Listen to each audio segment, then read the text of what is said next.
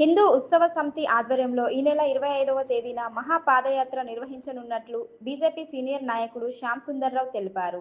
ఈ నెల 25వ తేదీన హమలివాడ భక్తాంజనేయ స్వామి ఆలయం నుండి బొక్కలగుట్టలోని హిందూ దేవాలయం వరకు మహాపాదయాత్ర కొనసాగుతుందని వెల్లడించారు. ఈ సందర్భంగా ప్రచార పోస్టర్లను విడుదల చేశారు. ఈ పాదయాత్రలో పెద్ద సంఖ్యలో హిందూ భక్తులు పాల్గొనాలని కోరారు.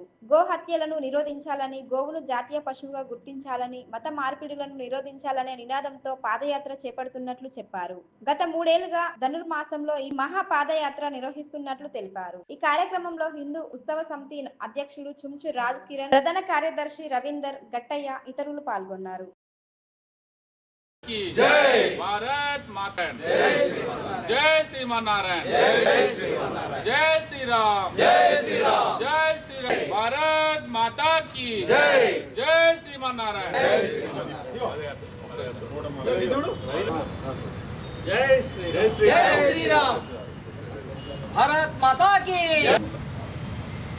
ఈ నెల డిసెంబర్ 25 గురువారం రోజున భక్తాంజనేయ అల్మాలివాడ మందిరం నుంచి కుశముఖ పర్వతం వరకు ఆలయం సందర్శన కోసమై పెద్ద ఎత్తున హిందూ బంధువులందరూ కూడా కదిలి పాదయాత్ర చేస్తున్నారు. ఈ పాదయాత్రలో అందరూ కూడా పాల్గొవాలని చెప్పేసి మేము హిందూ బంధువులందరినీ కూడా కోరుతున్నాం. దీని యొక్క ముఖ్య ఉద్దేశం ఇప్పుడే సెక్రటరీ గారు చెప్పారు. గోహత్య నిషేధం, గోవును జాతీయ పశువుగా పరిగణించాలని చెప్పి, అదేవిధంగా మత మార్పులను అరికట్టాలని చెప్పే ఉద్దేశంతో ఈ యాత్ర ప్రతి సంవత్సరం లాగానే ధనుర్మాసంలో చేపడుతున్నారు. దానిలో సందర్భంగా ఈ పెద్ద ఎత్తున యాత్ర జరుగుతుంది కాబట్టి హిందూ బంధువులందరూ కూడా సహకరించాలని చెప్పి మనవి చేస్తున్నాం. जय श्री राम, భారత్ మాతా की జై. మన మంచిర్యాలలో హిందూ ఉత్సవ సమితి ఆధ్వర్యంలో ఈ నెల డిసెంబర్ 25వ తేదీన గురువారం ఉదయం 8 గంటలకు శ్రీ భక్తాంజనేయ స్వామి దేవాలయం హమాలివాడ నుండి బొక్కలగుట్ట ఋషముఖ పర్వతం వరకు పాదయాత్ర నిర్వహించుకోవడం జరుగుతుంది. ఈ పాదయాత్ర అందరూ పెద్ద ఎత్తున హిందూ బాంధవులు పాల్గొని విజయవంతం చేయవలసిందిగా హిందూ ఉత్సవ సమితి కోరుతుంది. గత 4 సంవత్సరాల నుంచి కూడా ఈ పాదయాత్ర చేపట్టడం జరుగుతుంది. ఇందులో ముఖ్య ఉద్దేశం ఏంటంటే గోవు జాతీయ ప్రాణిగా ప్రకటించాలి, గోహత్యను నివారించాలి, మత మార్పులను కూడా అడ్డుకోవాలనే ఉద్దేశంతో హిందువుల ఐకమత్యం చేయాలని ఒక సదుద్దేశంతో ఈ ధనుర్మాసం సందర్భంగా, ఎందుకంటే వెంకటేశ్వర స్వామి ప్రీతిపదమైన ఈ మాసం ఋషముఖ పర్వతం వద్ద శ్రీ శ్రీ త్రిదండి చిన్నజీయర్ స్వామివారు వెంకటేశ్వర స్వామివారిని ప్రతిష్ఠించడం జరిగింది. దాన్ని అక్కడ మంచి ఎంతో పెద్ద ఎత్తున కూడా వెంకటేశ్వర ఆలయం నిర్మాణం చేయాలని చిన్నజీయ స్వామి వారు సంకల్పం తీసుకున్నారు. ఆ ఉద్దేశమే ప్రతి ఒక్కరు తెలిసే విధంగా కూడా ఈ కార్యక్రమం నిర్వహించాలని హిందూ ఉత్సవ సమితి నిర్ణయించడం జరిగింది. ఇందులో పెద్ద ఎత్తున కూడా భజన మండలి వారు, మహిళా కోలాటం వారు కూడా పాల్గొనబోతున్నారు. కాబట్టి మంచిర్యాల చుట్టుపక్కల ప్రాంతాల ఉన్న హిందూ బాంధవులందరూ కూడా ప్రతి ఒక్కరూ ఈ గురువారం ఉదయం 8 గంటలకు ప్రారంభమయ్యే పాదయాత్రలో పాల్గొని హిందువుల ఐక్యత చాటి చెప్పే విధంగా కూడా మన కార్యక్రమం ఉండాలని చెప్పేసి ప్రతి ఒక్కరిని కోరుతున్నాం. జై శ్రీరామ్. రేపు డిసెంబర్ 20వ తారీఖు నాడు, గురువారం నాడు 25వ తారీఖు నాడు మంచిర్యాల అమాలివాడ శ్రీ ఆంజనేయ స్వామి గుడి నుంచి హిందూ ఉత్సవ సమితి తరపున పెద్ద ఎత్తున పాదయాత్ర కార్యక్రమం బొక్కలగుంట పర్వతం వరకు కూడా పాదయాత్ర ఎంతో బ్రహ్మాండంగా జరుగుతుంది. ఈ యొక్క పాదయాత్రకు మరి ప్రతి ఒక్క హిందూ సోదరులు, యువత అందరూ కూడా పెద్ద ఎత్తున రావాల్సిందిగా హిందూ ఉత్సవ సమితి తరపున కోరుకుంటున్నాము. ఆ యొక్క పాదయాత్ర అయిన పిదపట మన పెద్దలు, పూజలు, గౌరవనీయుల గోనె శ్యామసుందర గారు ఆ 200 మంది నుంచి 300 మంది ఎంతమంది వచ్చినా కానీ అందరికి కూడా భోజన వసతి ఏర్పాటు చేస్తున్నారు. ప్రతి ఒక్కరు కూడా హిందూ బంధువులందరూ ఐక్యంగా ఉండాలనే ఉద్దేశంతో ఈ కార్యక్రమం చేపడుతున్నారు. గత 3 సంవత్సరాల నుంచి కూడా ఎంతో పెద్ద ఎత్తున ఈ కార్యక్రమం జరుగుతుంది.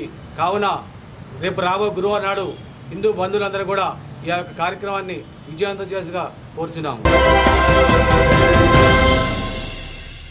దేశ ప్రగతిలో సింగరేణి పాత్ర ముఖ్యమైందని సింగరేణి సంస్థ తెలంగాణకు తలమానికగా, సిరుల తల్లిగా, ఉపాధి తరువుగా, పారిశ్రామిక పురోగతికి, దేశాభివృద్ధికి, దేశానికి బొగ్గుతో వెలుగునిచ్చే సంస్థగా రూపుదిద్దుకుందని శ్రీరాంపూర్ జీఎం ఎం శ్రీనివాస్ పేర్కొన్నారు.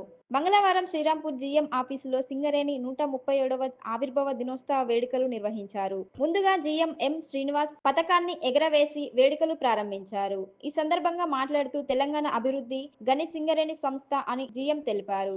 సింగరేణి కార్మికులు ఎంతో కష్టపడి దేశానికే వెలుగునందిస్తున్నారని చెప్పారు. యాజమాన్యం కార్మికులకు అనేక సంక్షేమ పథకాలు అమలు చేస్తుందన్నారు. సింగరేణి సంస్థ రక్షణ, ఉత్పత్తి, సంక్షేమంకు సమ ప్రాధాన్యత ఇస్తుందన్నారు. కార్మికులు సంస్థ ఉత్పత్తి లక్ష్యాలు సాధించాలని కోరారు. అందివచ్చిన సాంకేతిక పరిజ్ఞానాన్ని ఉపయోగిస్తూ కార్మికులకు శ్రమను తగ్గిస్తూ ఉత్పత్తి చేయడం జరుగుతుందన్నారు. 2025-26 ఇప్పటి వరకు 418 లక్షల టన్నుల ఉత్పత్తి 85% సాధించడం జరిగిందన్నారు.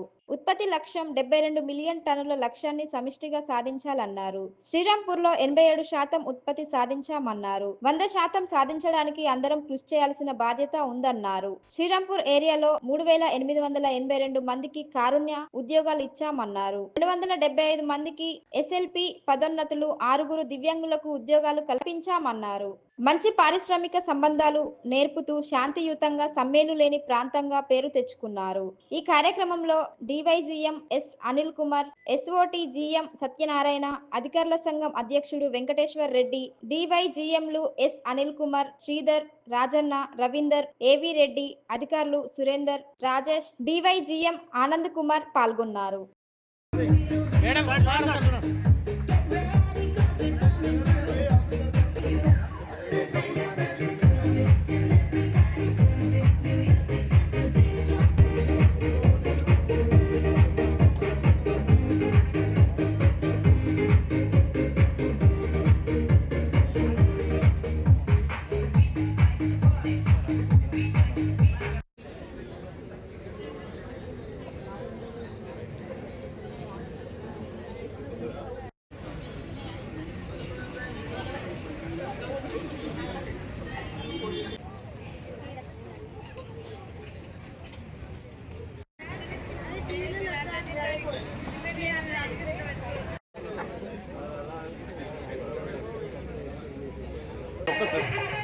ముప్పై 35 సంవత్సరాలు సుదీర్ఘ సర్వీస్ని మన కంపెనీలో పూర్తి చేసుకుని ఈరోజు సింగరేణి దినోత్సవ వేడుకల్లో ఉత్తమ ఉద్యోగిగా ఎంపిక కాబట్టి మన అతిథుల చేతుల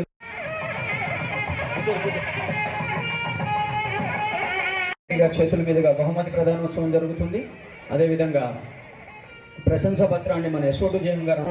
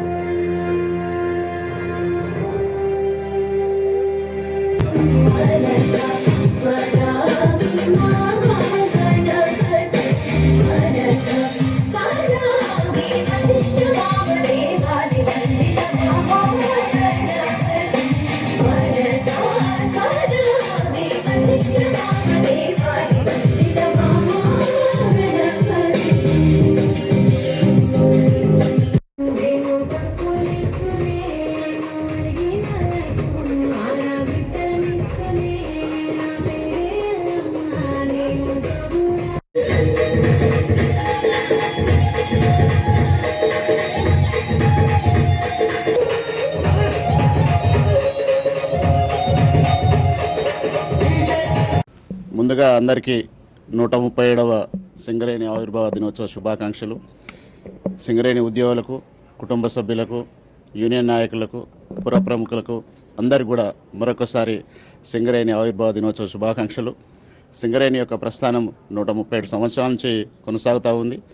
ఈ 137 సంవత్సరాల్లో సింగరేణి ఎన్నో ఒడిదుడులకు ఎదుర్కొని ఈరోజు దేశంలోనే అట్లాగే ప్రపంచంలోనే ఒక ప్రముఖ బొగ్గు ఉత్పత్తి సంస్థగా ఈరోజు వెలుగొందుతూ ఉంది. సింగరేణిలో గత కొన్ని సంవత్సరాల నుంచి చూసినట్టయితే అది దినదినము అభివృద్ధి చెందుతూ ఎంతోమందికి ఈ తెలంగాణ ప్రాంతంలో ముఖ్యంగా ఉపాధి ఒక సంస్థగా వెలుగొందుతూ ఉంది. దేశం యొక్క విద్యుత్ అవసరాలని తీర్చడంలో సింగరేణి సంస్థ ఒక ప్రముఖ పాత్ర పోషిస్తుందంటలో ఎటువంటి అనుమానం లేదు. ఈరోజు సింగరేణి బొగ్గు ఉత్పత్తితో పాటుగా మరి ఇతర రంగాల్లో కూడా డైవర్సిఫికేషన్ వైపు కూడా వెళ్తూ ఉంది. సోలార్ ప్లాంట్ అట్లాగే సోలార్ విద్యుత్ రంగంలో కూడా సింగరేణి అడిగింది. అట్లాగే మన విద్యుత్తు రంగంలో కూడా మన సింగరేణి అడిగింది. అట్లాగే రేరెత్ మినరల్స్ వీటిలో కూడా సింగరేణి అడిగింది. అట్లాగే పవర్ పంప్డ్ స్టోరేజ్ ప్లాంట్లు వీటిలో కూడా సింగరేణి ప్రారంభించబోతున్నాం మనం. ఇట్లా సింగరేణి వివిధ రంగాల్లో కూడా మరి అనేక రంగాల్లో కూడా మరి తన ఉనికిని చాటుకుంటూ ఈరోజు మరి దేశంలోనే ఒక ప్రముఖ ప్రభుత్వ రంగ సంస్థగా మరి వెలుగుతూ ఉంది. సింగరేణి సంస్థలో పనిచేసిన ఉద్యోగుల యొక్క సంక్షేమాన్ని సింగరేణి ఎప్పుడూ విస్మరించట్లేదు. సింగరేణి ఉద్యోగులకు కావాల్సిన సంక్షేమ కార్యక్రమాలు ఎన్నో చేపడతా ఉంది. విద్య, వైద్య, ఆరోగ్యం ఇట్లా అన్నిట్లలో కూడా సింగరేణి మరి ముందుకు వెళ్తూ ఉంది. ఇలాంటి సింగరేణిలో పనిచేయడం మా అందరి అదృష్టంగా మేము భావిస్తూ ఈ సింగరేణి మరి ఇంకా రాబోయే రోజుల్లో ఇంకా అభివృద్ధి చెందాలని మరి ఈరోజు 72 మిలియన్ టన్నుల ఉన్న సింగరేణి ఉత్పత్తి లక్ష్యము 100 మిలియన్ల వరకు కూడా వెళ్ళే అవకాశం ఉంది. కాబట్టి సింగరేణిలో పనిచేస్తున్న అందరం కూడా మరి సింగరేణి యొక్క అభివృద్ధికి పాటుపడాలని ఈ సందర్భంగా తెలియజేస్తూ మరొక్కసారి సింగరేణి మరి ఆవిర్భావ దినోత్సవ శుభాకాంక్షలు తెలియజేస్తున్నాను. భారతరత్న భారత మాజీ ప్రధానమంత్రి దివంగత అటల్ బిహారీ వాజ్పేయి జయంతి పురస్కరించుకొని వెర్రబల్లి రఘునాథ్ ఫౌండేషన్ ఆధ్వర్యంలో 8వ Atal Bihari Vajpayee memorial cricket tournament ను మంగళవారం బీజేపీ రాష్ట్ర ఉపాధ్యక్షుడు వెర్రబల్లి రఘునాథ్ ప్రారంభించారు. మంచిర్యాలలోని ప్రభుత్వ డిగ్రీ కళాశాల మైదానంలో పోటీలను నిర్వహించారు. ఈ సందర్భంగా రఘునాథ్ మాట్లాడుతూ అటల్ బిహారీ వాజ్పేయిను స్ఫూర్తిగా తీసుకొని యువతను క్రీడల్లో ప్రోత్సహించాలనే ఉద్దేశంతో ప్రధానమంత్రి శ్రీ నరేంద్ర మోడీ గారి పిలుపు మేరకు ఫిట్ ఇండియా కార్యక్రమంలో భాగంగా ప్రతి ఏడాది ఈ టోర్నమెంట్ నిర్వహిస్తున్నామని తెలిపారు. నేటి యువత చెడు వ్యసనాలకు అలవాటు కాకుండా జీవిత లక్ష్యంపై దృష్టి సారించి ఉన్నత శిఖరాలకు చేరుకోవాలని ఆకాంక్షించారు. అటల్ బిహారీ వాజ్పేయి జీవితాన్ని స్ఫూర్తిగా తీసుకొని ముందుకు సాగాలని కోరారు.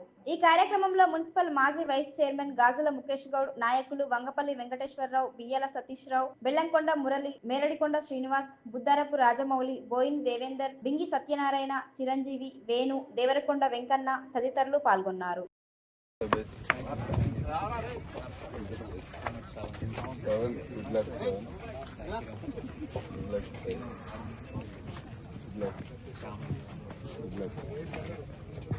the best.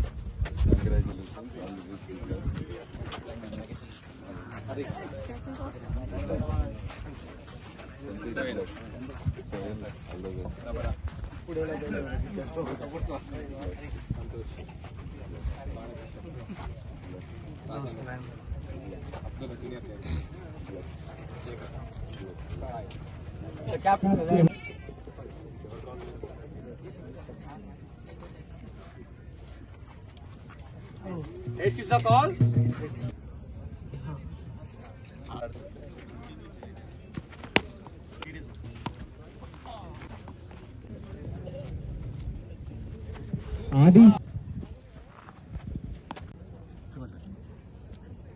మాజీ ప్రధానమంత్రి భారతరత్న అటల్ బిహారీ వాజ్పేయి గారి జయంతి సందర్భంగా 2018 నుంచి ప్రతి సంవత్సరము వాజ్పేయి మెమోరియల్ క్రికెట్ టోర్నమెంట్ ని నిర్వహిస్తున్నాము. ఇది 8వ సంవత్సరము. పెద్ద ఎత్తున మంచిర్యాల కార్పొరేషన్ లో ఉన్న యువకులందరూ కూడా దాదాపు 70 టీంలు ఈ సంవత్సరము దీంట్లో పాల్గొంటున్నాయి. ఈ వారం రోజుల పాటు జరిగే ఈ క్రికెట్ టోర్నమెంట్ ద్వారా 2 విషయాలు. ఒకటి, మాజీ ప్రధానమంత్రి వాజ్పేయి గారు దేని గురించి అయితే వారు పనిచేసినారో, వారి జీవితాన్ని దేని గురించి అయితే వారు మొత్తం జీవితాన్ని కూడా అర్పించారో, మంచి విలువలు, గుడ్ గవర్నెన్స్, సుపరిపాలన, ఇవన్నీ కూడా యువతకు వాజ్పేయి గారి యొక్క మెసేజ్ తీసుకెళ్లాలి. యువత అందరూ కూడా వాజ్పేయి గారిని స్ఫూర్తిగా తీసుకొని రాబోయే రోజుల్లో మన భారతదేశంలో ఏదైతే ప్రతి ఒక్కరు ప్రధానమంత్రి నరేంద్ర మోదీ గారు ఏదైతే 2047 కల్లా వికసిత్ భారత్ అంటే ప్రపంచంలోనే నంబర్ 1 దేశంగా తయారు చేయాలని ఏదైతే మన ప్రధానమంత్రి నరేంద్ర మోదీ గారు పిలిపించారు, దాంట్లో అందరినీ కూడా భాగస్వామ్యం చేయాలి. ముఖ్యంగా యువతను భాగస్వామ్యం చేయాలి. వాళ్ళందరూ కూడా వాజ్పేయి గారిని ఆదర్శంగా తీసుకొని వాజ్పేయి గారి స్ఫూర్తితోటి యువకులందరినీ కూడా భాగస్వామ్యం చేయాలనే ఉద్దేశంతో ఈ కార్యక్రమాన్ని నిర్వహిస్తున్నాము. అదేవిధంగా యువకులల్లో స్పోర్ట్స్ పెంచడానికి మన మంచిర్యాలలో ఇప్పుడు కొంచెము ఈ డ్రగ్స్ సమస్య చాలా ఎక్కువ ఉన్నది.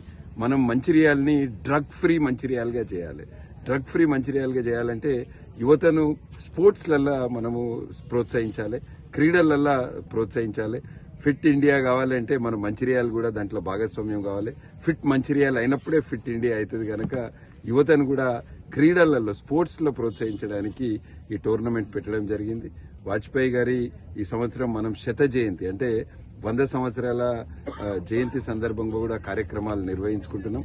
దాంట్లో భాగంగా ఈ క్రికెట్ టోర్నమెంట్లో పాల్గొనడానికి వచ్చిన యువకులకు అందరికి కూడా ఈ వారం రోజుల పాటు జరిగే ఈ టోర్నమెంట్లో అందరూ కూడా ఒక స్పోర్ట్స్ మెన్ స్పిరిట్ తోటి ఆడి అందరూ కూడా గెలిపే లక్ష్యంగా ఆడాలి. కానీ అందరం కూడా ఒక స్పోర్ట్స్ మెన్ స్పిరిట్ అదేవిధంగా వాజ్పేయి గారిని స్ఫూర్తిగా తీసుకొని ఆడాలని ఇక్కడికి వచ్చిన యువతకు అందరికి కూడా పిలుపునిస్తూ అందరికి కూడా మళ్ళొకసారి ఇక్కడికి వచ్చి పాల్గొన్న క్రీడాకారులకు, మా బీజేపీ నాయకులు, మా యువ మోర్చా కార్యకర్తలు ఎవరైతే దీన్ని గత వారం రోజుల నుంచి దీనికి కావాల్సిన ఏర్పాట్లన్నీ చేస్తున్నారో వాళ్ళకందరికి కూడా శుభాకాంక్షలు. సింగరేణి ఆవిర్భావ దినోత్సవ వేడుకలు మంచిర్యాల జిల్లాలో కార్మికులు లేకుండానే జరగడం తీవ్ర విమర్శలకు దారితీశాయి. సింగరేణి 137వ ఆవిర్భావ దినోత్సవ వేడుకలు మంచిర్యాల జిల్లా శ్రీరాంపూర్ ఏరియాలోని జీఎం కార్యాలయంలో ఏర్పాటు చేశారు. అధికారులు, గుర్తింపు సంఘంతో పాటు కార్మిక సంఘాల నాయకుల మధ్య వేడుకలు జరపడం వివాదాస్పదం మారింది. సింగరేణి సంస్థలో అతిపెద్ద ఏరియాగా శ్రీరాంపూర్ కు పేరుంది. గుర్తింపు సంఘం నాయకులు సింగరేణి ఆవిర్భావ వేడుకలకు గత సంవత్సరం కంటే నేటి వేడుకలకు ఆరకోరగా 60,000 నిధులు మాత్రమే కేటాయించారని ఆరోపిస్తూ నల్ల బ్యాడ్జీలు ధరించి వేడుకలను బహిష్కరించి నిరసన వ్యక్తం చేశారు. పబ్లిక్ కంపెనీ వేడుకలను కార్మికులు లేకుండా నిర్వహించడం దారుణమన్నారు. గతంలో 6 లక్షల నిధులు కేటాయించి కార్మికుల సమక్షంలో అంగరంగ వైభవంగా ఆవిర్భావ వేడుకలు నిర్వహించిన సింగరేణి యాజమాన్యం నేడు 60,000 నిధులతో జీఎం కార్యాలయ ఆవరణలో నిర్వహించడం కార్మికులను అవమానపరచడమే అని అన్నారు. లాభాల్లో ఉన్న సింగరేణి సంస్థ కాంగ్రెస్ ప్రభుత్వ పనితీరుతో సంస్థ నిధులు దుర్వినియోగం అవుతున్నాయని ఆరోపించారు. సింగరేణి అధికారులు కాంగ్రెస్ నాయకుల మెప్పు కోసమే ఇలాంటి కార్యక్రమాలు చేస్తున్నారని అన్నారు. ఇప్పటికైనా సింగరేణి అధికారులు ఇలాంటి ప్రయత్నాలు చేయకుండా వేడుకలు ఘనంగా నిర్వహించాలని అన్నారు. అధికారుల తప్పిదం వల్ల వేడుకల్లో కార్మికులు లేకపోవడంతో ఖాళీ కుర్చీలు దర్శనమిచ్చాయి.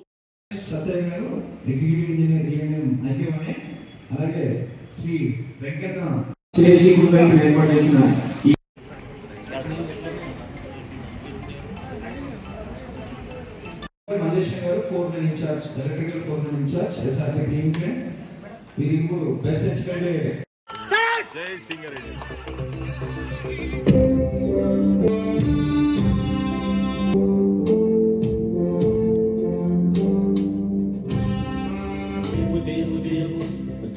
సింగరేణి మాత జయము ప్రగతి భాగ్యద దేవు జయము జయ హే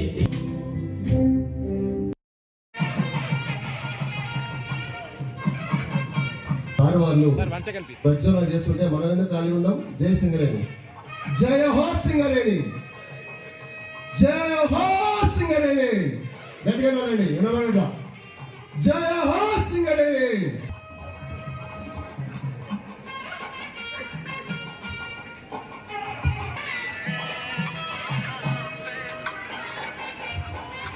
శ్రీమతి ఎం చేస్తున్నాము. తదుపరి శ్రీ వీరభద్రయ్య గారు, జనరల్ మేనేజర్, అదేవిధంగా శ్రీ ఎన్ సత్యనారాయణ గారు, SO2 GM శ్రీరాంపూర్ ఏరియా కూడా ఉత్సాహంగా చప్పట్లతోటి మన ఈ వేడుకను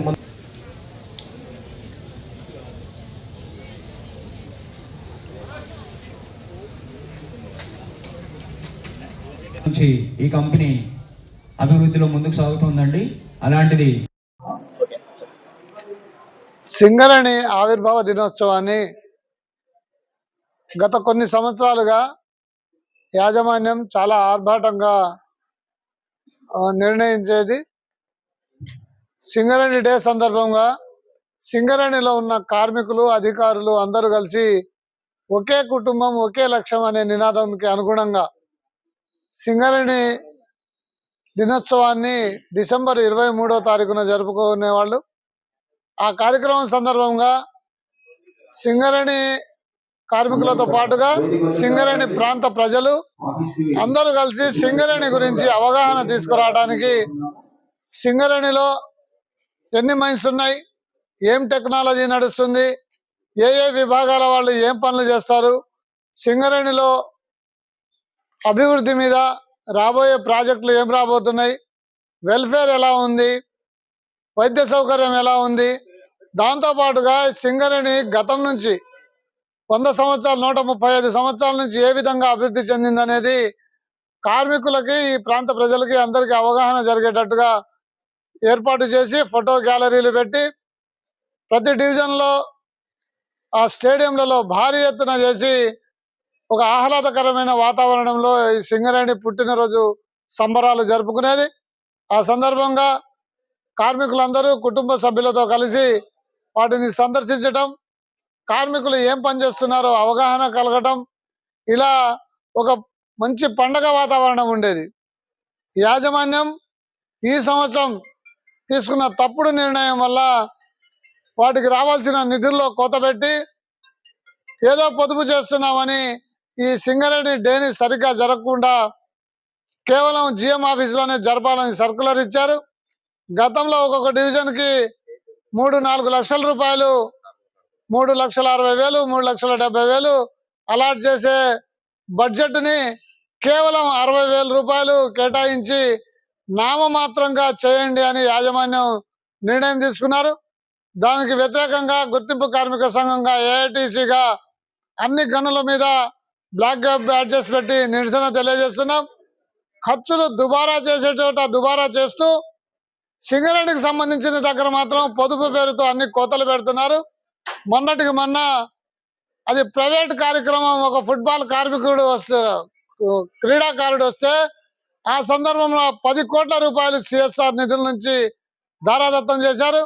మరి ఏ హక్కుతో దారాదత్తం చేశారు, ఏ పద్ధతిలో చేశారు?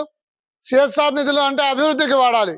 ఫుట్బాల్ మ్యాచ్, అది కూడా ప్రైవేట్ మ్యాచ్కి 10 కోట్ల రూపాయలు ఇచ్చిన యాజమాన్యం కార్మికులకు సంబంధించి, కంపెనీకి సంబంధించిన కార్యక్రమాల్లో ఇట్లా కోతలు పెట్టడాన్ని మేము ఏఐటీసీగా గుర్తింపు కార్మిక సంఘంగా ఖండిస్తున్నాం, వ్యతిరేకిస్తున్నాం. రాబోయే రోజుల్లో ఇలాంటి చర్యలు తీసుకుంటే ఈ పోరాటాలని మరింత ఉధృతం చేస్తామని, కార్మికుల్లో వ్యతిరేకతను ఎదురు చూడాల్సి వస్తుందని ఈ సందర్భంగా యాజమాన్యానికి హెచ్చరిస్తున్నాం.